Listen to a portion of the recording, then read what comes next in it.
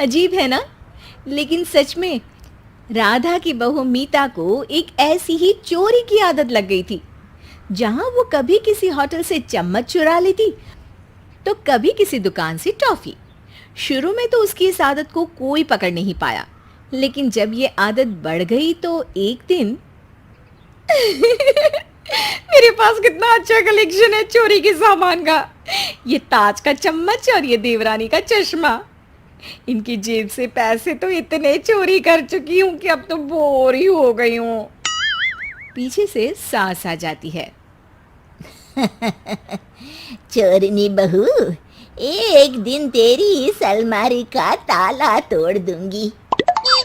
अरे माँ जी माँ, ताला तोड़ेंगी आप और चोर कहलाऊंगी मैं? बड़ी आई ताला तोड़ने वाली। सास वहां से चली जाती है, पर बहू के हाथ में सास का हेयर क्लिप था। आई थी सबक सिखाने, मैंने तो उनकी ही हेयर क्लिप चुरा ली। वो हेयर क्लिप जल्दी से अंदर रख लेती है। एक दिन मीता पति के साथ एक शादी में जाती है, जहाँ कई लोग होते हैं।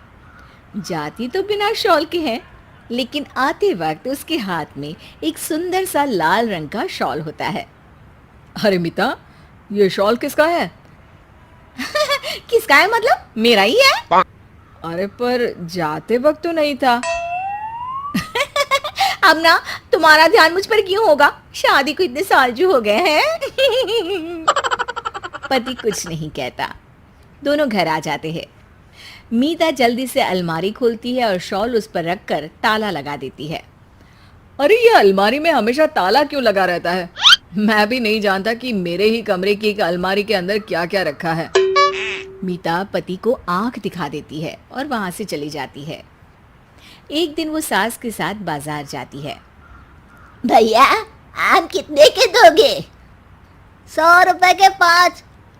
अरे भैया 6 दे दो 100 रुपए के। नहीं नहीं अम्मा जी, नहीं हो पाएगा। अच्छा दे दो, चलो। सास आम लेकर घर आ जाती है, लेकिन ये क्या, घर में तो 7 आम थे, तो ये 2 आम। सास समझ जाती है कि हो ना हो ये काम बहू का ही होगा। वो अपने बेटे के पास जाती है।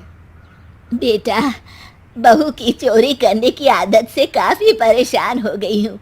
अच्छे घर की संपन्न बेटी और बहू बनने के बाद भी शौकिया तौर पर वो छोटी छोटी चीजें चोरी करती है। ये क्या बात कर रही हो माँ? शक तो मुझे भी था, लेकिन मैंने सोचा ये मेरा वहम है। हाँ बेटा, अब कुछ भी करके उसकी ये आदत को खत्म करना ही होगा। हाँ माँ, अब ये तुम ही सोचो, मुझे तो ऑफिस के लिए देर हो रही है। ये बोलकर बेटा तो चला जाता है, लेकिन सास का दिमाग चलने लगता है और जल्द ही उसे आइडिया भी आ जाता है। बहू चल, आज मुझे एक चश्मा खरीदना है, जरा मार्केट तक चलते हैं। हाँ हाँ माँ जी, चलिए ना। सास उसे लेकर एक चश्मे की दुकान में जाती है। आदत के अनुसार बहू एक चश्मा धीरे से चुरा कर अपने पर्स में रख लेती है। दुकान के दरवाजे से बाहर निकलते वक्त, बहन जी आप अपना पर्स चेक कराइए। बहू सकपका जाती है। क्यों? मैं क्यों अपना पर्स दिखाऊं? मैं तो नहीं दिखा रही। ठीक है, फिर मैं पुलिस को बुलाता हूँ। अरे बहू दिखा देना, क्यों जिद कर रही है? कौन सा तूने इन लोगों का कोई चश्मा चुरा लिया है जो डर रही है? बहू धीरे से पर्स खोलती है, जिसमें से वो चोरी का चश्मा निकल जाता है। आपकी बहू चोर है, मैं अभी पुलिस को बुलाता हूँ, इसे सजा मिलेगी।